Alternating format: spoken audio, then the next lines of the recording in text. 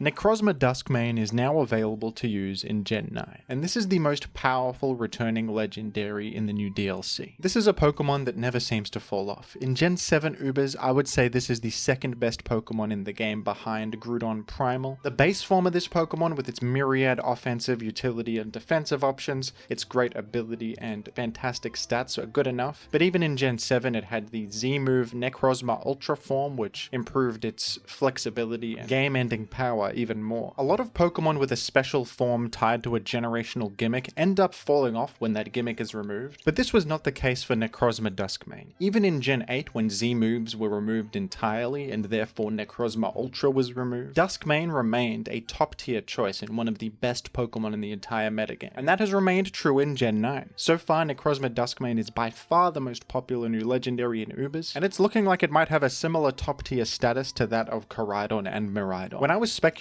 about the returning legendaries, I thought that Ho-Oh would be the most powerful. This Pokemon has become a new staple as well. Despite losing so many of its important options like Defog and Toxic, this Pokemon still just has too many amazing qualities to suffer that much. Regenerator is a fantastic ability. The typing fits right in, effectively checking Zacian Crown and Fairy types. Sacred Fire remains in a fantastic move with its 50% burn chance. Whirlwind is really good on this. This is an amazing way to rack up spikes, chip damage, and react to boost sweepers. What's great about Necrozma Dusk-Mane is that it didn't actually lose that many of its most important options. Probably the most noteworthy move it lost was Toxic, but that's manageable. Most things lost Toxic. Everything it needs, Stealth Rock, Moonlight for healing, Trick Room, options like Knockoff. This Pokemon has all of the same tools it always has. The newfound presence of Necrozma Dusk-Mane in this metagame has been a serious nerf to Arceus Fairy. Not only do you completely resist Fairy type Judgment, you hit him with a big Sunsteel Strike. That's super effective. Arceus Fairy, all it can do is hit you with a measly 90 power Earth Power, which you shrug off thanks to Prism Armor, an ability that reduces super effective damage from attacks. Really great defensive ability. It might seem like Koraidon is a bad matchup with its sun-boosted Flare Blitz, but Necrozma Dusk-Mane can actually take advantage of Koraidon very well. First of all, because Koraidon is so ubiquitous in this format, Sun is often on the field and Necrozma Dusk-Mane has access to Moonlight. So by proxy, just from Koraidon existing and being so prevalent, Necrozma Dusk-Mane gets access to a huge 66% heal at all times, which is amazing. Not only does Prism Armor reduce the damage from Flare Blitz, you can also choose to run Ochre Berry. This has been a popular set. This halves damage taken from a super effective fire type attack once, which can allow you to Dragon Dance up. Another risk to just simply Flare Blitzing in the face of Necrozma Dusk-Mane is what if it's running Weakness Policy and Trick Room. This is another popular set, and this set, because it's taking advantage of Trick Room to reverse the speed matchups, can go fully invested in bulk and actually turn into a reverse sweeper. You go negative speed on this, you've just gained an attack boost, and you got a super effective Photon Geyser against Koraidon, probably Earthquake for Miraidon and other stuff. Not every Necrozma Dusk-Mane set is going to be safe against Koraidon, of course. If you're running something like this, just a boots defensive set, it's going to have its issues, but the point is that simply attacking into Necrozma Dusk-Mane with a super effective move is a risk. You don't know what they could have. They could totally turn the tables on you. This is one of those Pokemon that can use its set variety as a bit of a shield, because you could potentially have an option that totally destroys them. They aren't going to risk it a lot of the time, and you can use that as bluff potential. Necrozma Dusk-Mane is also very effective against Zacian Crown. With your Psychic Steel typing, you resist Zacian's Fairy and Steel Stab, but you also have the benefit of being neutral to fighting, unlike most other Steel types. Sunsteel Strike also hits them pretty hard with a big neutral stab. You do sometimes see Zacian Crown run options like Terra Blast Ground as a way to cover Skeledirge, and that would also hit Necrozma Dusk-Mane super effectively, but honestly, with the benefit of Prism Armor, you're gonna shrug that off pretty well. Maybe if they Swords Dance up first, but that's a lot of commitment and investment from them for not a huge amount of benefit. Necrozma Dusk-Mane is just bulky enough to stomach that and probably often win the 1v1, especially if Sun is up and you can heal up huge amounts with Moonlight. Access to Knockoff and Stealth Rock are also really fantastic because it allows you to leverage all of these great defensive entry points for permanent progress. Skeledirge is really solid against Koraidon and Zacian Crown. Neither of them have Knockoff or anything that can really touch Skeledirge that much unless they commit to Terastallization. But with Necrozma Dusk-Mane, Skeledirge has to be very wary of switching straight in because you could knock off their heavy-duty boots, which leaves them vulnerable to Stealth Rock in the future, which you also have, by the way. Ho-Oh has a very similar defensive role to Skeledirge. It operates nicely as a check to Zacian Crown and Koraidon, with different advantages and disadvantages, of course, as regen rather than Unaware. Unaware is better in some teams, I'm sure, so is directly being able to burn with Will-O-Wisp. Ho-Oh suffers from that same risk of switching in against Necrozma Dusk-Mane and getting knocked off. Getting knocked knocked off on Ho-Oh, losing your boots is devastating. You now take 50% from Stealth Rock as you come in, which cripples you completely and means you can't check Koraidon and Zacian Crown as effectively anymore. Those Pokemon can now very easily overwhelm you. Necrozma Dusk-Mane also just has access to Stone Edge, which completely destroys Ho-Oh, and that's why Necrozma Dusk-Mane is a new top tier contender. Its inherent power is much the same as it's always been, with its fantastic base stat total, inherently great ability, and powerful traits that make it difficult for this to ever have trouble fitting into a metagame. Adding Necrozma Dusk-Mane to your team is almost a no-brainer, folks. This is gonna provide so much, tick so many boxes, make you solid against so many more things, and operate as a powerful win condition in its own right with Dragon Dance, Trick Room sets, and I think this will prove to be a positive addition to the Ubers metagame overall. I enjoy Pokemon like this that are powerful and popular because of their versatility. The Gen 9 Ubers metagame looks completely different to both the Gen 7 and Gen 8 Ubers metagames, and yet one thing remains true: the excellence of Necrozma Dusk-Mane. Here are some teams I found on the forums featuring Necrozma Dusk-Mane. This one's by the player Zest of Life, and this is a really interesting looking hyper offense team with Deoxys Attack, Mewtwo, and Calyrex Ice. I think the idea here is to overwhelm the enemy's walls with aggressive breakers. Mewtwo and Deoxys Attack both apply a lot of pressure to powerful special walls like Blissey and Clodsire, and then you have some late game sweepers like Extreme Speed Arceus, Miraidon with Calm Mind and Taunt for a nice win condition, and of course Necrozma Dusk-Mane, who is a perfect fit here. Trick Room Swords Dance Sweep is an alternative way to clean up an endgame. It synergizes with Calyrex Ice because this also has Trick Room, so if this goes down you can switch into your other slow threat. They can support each other in that way. This also gives your team a bit of defensive backbone. It's the bulkiest thing on the team. It has such good natural bulk with Prism Armor, and this is one of the few things you can defensively switch in with and then turn that into momentum using Trick Room. And this also improves your matchup against Sticky Web. Maybe your Miraidon gets knocked off and becomes vulnerable to the Sticky Web speed debuff, but Trick Room obviously doesn't care about the speed debuff. In fact, it turns it into an advantage. This is a great example of how Necrozma Dusk-Mane can enhance and round out a very aggressive team by ticking a lot of boxes for it. And just to show off the variety of Necrozma Dusk-Mane and what it can accomplish, here's a more defensive, balance-focused team featuring Necrozma Dusk-Mane, where we have a primarily defensive set with Stealth Rock, Knockoff, Morning Sun. This team was jointly built by the players OreoSpeedruns and Zest of Life, who also built the previous team. This is a team aimed around stacking hazards on the field, applying pressure, luring things in that might have boots, knocking them off. Both Gliscor and Necrozma Dusk-Mane can do this. Ho-Oh has Whirlwind, which not only helps you out against boost sweepers, it racks up Spike's chip damage even further. But it's not all defensive, of course. Calyrex Ice Rider operates as a nice win condition with its Trick Room set, which of course turns the tables on Web's teams and also is really great in an end game when everything's chipped from all the hazards. You can come in, clean up, and something like a knocked off Skeledirge that's taking Stealth Rock and Spikes is no longer a problem. Really nice offensive synergy there. Miraidon, obviously just a great Pokemon that fits on most teams, but a Calm Mind Taunt set with some speed is a nice win condition here, of course. And even though Arceus Fairy has gotten a bit worse with the presence of Necrozma Dusk-Mane in the metagame, what's funny is the Necrozma Dusk-Mane itself with a defensive set is actually a good check to enemy Necrozma Dusk-Mane. You shrug off everything they can do. You don't mind getting knocked off that much, and you can knock them off, of course, which is an even trade. And Necrozma Dusk-Mane, while it's excellent, is one of those Pokemon that can't afford to run everything, so as you scout out the enemy's set over the course of a game, something like Ho-Oh or Gliscor might be able to wall it once you realize what options they have. Will-O-Wisp on Arceus Fairy is also a good adaptation to Necrozma Dusk-Mane, meaning it's not a totally free switch in. Dragon Tail also synergizes well with the Spike stacking plan. I'll link both these teams below in the description and the pinned comment, and I'll also link this Smogon post by Zest of Life with even more teams here if you want to get into the Ubers metagame. This is a great resource. All these teams look really solid to me personally. I looked through all of them. Thank you to Zest of Life for taking the time to share these teams and write all this information up for the fans at home. And of course, happy holidays, folks.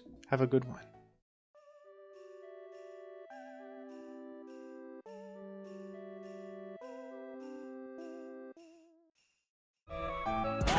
KO by one hit!